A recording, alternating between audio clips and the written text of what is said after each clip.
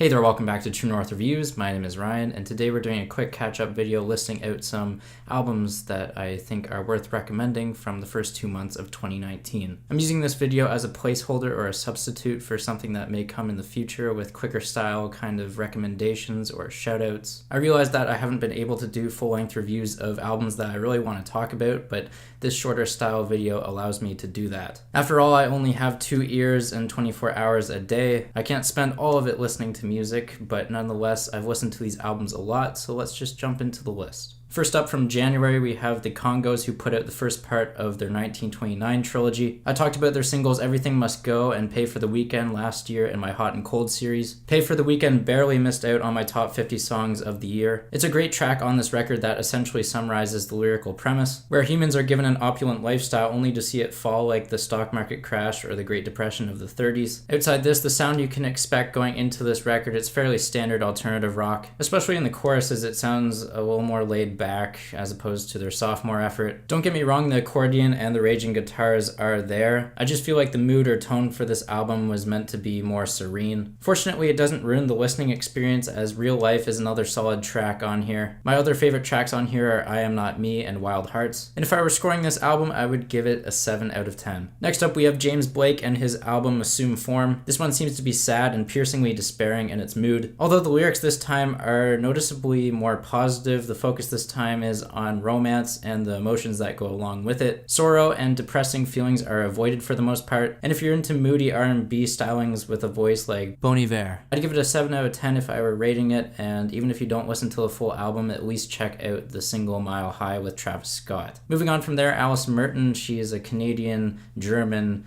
American singer. We get it, she has no roots. Her debut record Mint is full of fun alternative rock songs. A lot of these cuts on here are shadowed by thunderous drums and electrifying guitars. There's a commanding empowerment of rock felt here. A lot of the singles were previously released on EP, but the deep cuts hold their own. Cuts like Speak Your Mind and I Don't Hold a Grudge are funky and entertaining. I mean, with the sound, you'll most likely notice the resemblance to Florence Welch from Florence and the Machine, but I'm feeling an 8 out of 10 on this record. It was just a very fun one. Sharon Van Etten is another female artist who put out an excellent record in January. It's entitled Remind Me Tomorrow. My favorite track on here is easily 17, but there's a lot of heartfelt and queen-spirited kind of songs on here too. Sharon's just a great songwriter. She's got great lyrics, and she's got a lot of squealing guitars on this record. It's just a beautiful sonic backdrop for Sharon's voice to shine. I'm also feeling an 8 out of 10 on this record. Now onto the releases that came out in February. I'm going to talk about a couple EPs first, and first up with that we have Broken Social Scene. Their EP is entitled Let's Try the After Volume 1, obviously signifying a teaser for another project, possibly full length. But what we get here with 5 songs, I mean it's technically 4 because of the quick 48-second intro, we mainly get a synth-focused release that is very colorful, quite passionate. It's flavored with fuzzy guitars, horn samples, and a calming mood that all kind of culminates with the closing track. It's called All I Want, and this one is quickly spawned into one of my favorites of the year. We also get an enjoyable instrumental that kicks off the record, Remember Me Young, and Boyfriends is a dominant and emphatic cry against promised love. I'd give this release a 7 out of 10. It just feels like it was a little shorter than what I really wanted out of it. Moving on from there, the other EP I can recommend is from Grandson. This one is A Modern Tragedy Part 2, and it's a great EP. I feel like this is what 30 Seconds to Mars is striving to do with each release, but they never consistently hit the mark. This release from Grandson is actually edgy and not in a corny way. It's got stellar production on here, a lot of synthetic drums and trap-influenced hi-hats, but it's also alternative. Very grimy, very dark, brooding like a storm that is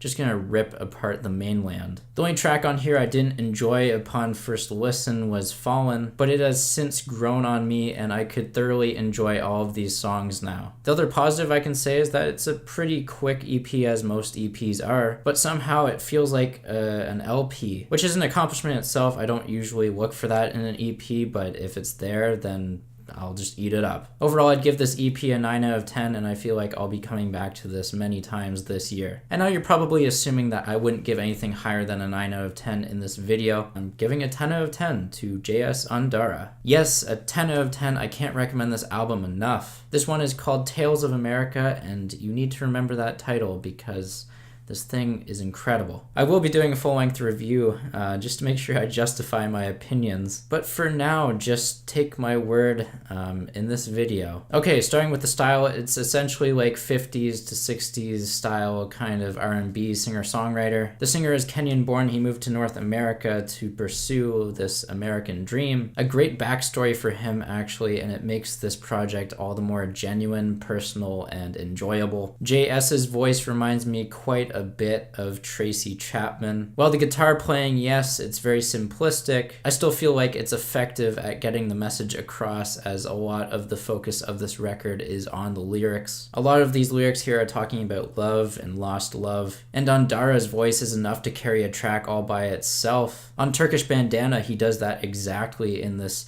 haunting and brooding cry beyond the heavens. It really just takes my breath away. To make it even better, many of these songs are so heartfelt, so sincere. I can feel the soul, I feel the blood, sweat, and tears being put into the writing of each of these songs. It's the human condition poured into 11 tracks of this masterpiece. Saying Goodbye, Lebanon, Torch Song, Give Me a Moment. All of these songs really make their mark on this record, all showcasing remarkable vocals. The range that this man can hit with his voice, you just have to listen to it to understand where I'm coming from. And yeah, I feel like I've justified a 10 out of 10, but again, I will be doing a full-length review of it. Moving on, however, I'd like to give a shout out to Dream Theater for their newest record, Distance Over Time. They really need no introduction, at least to the metalheads out there. They're a progressive metal band, really well known for their expansive musical form, highly virtuosic guitar solos as well. In addition to that, they love their odd time signatures, and I think we get a lot of their upsides displayed on this new album. Singles like Untethered Angel and Fall Into the Light are a great starting place if you want to understand the sound of this band. But also the bonus track Viper King is a really good one too if you're looking to see more of the hard rock influence. It sounds like something like Boston would do. I'd sum it all up with a score of 7 out of 10, but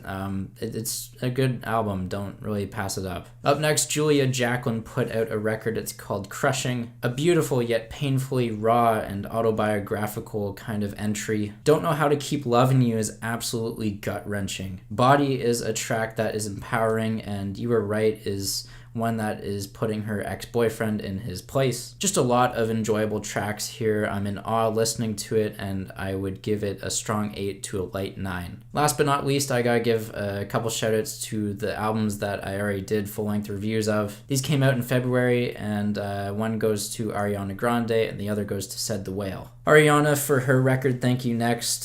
This one absolutely blew up for a good reason. I mean, easily one of her most cohesive projects for like thematic focus. We get very sad, attention-seeking kind of songwriting, yet it's self-aware, and that's the main grab for me, and I gave it a 7 out of 10. Final record that I will be talking about here is Cascadia by the Canadian alternative rock band Said the Whale. From the opening piano on Wake Up to the fun and energetic tracks Un-American and Record Shop, this album is super easy to listen to. It could be consumed by fans of really any genre, and I think there should be something for everyone to like here. I gave this one a 9 out of 10, by the way. We'll leave it at that. Let me know what new music you've been listening to. Sound off down below in the comments. Feel free to tell me what you think of these releases. Leave a recommendation, drop a like, subscribe, do all that fun social media stuff. As always, have a rockin' day, and I'll catch you in the next video.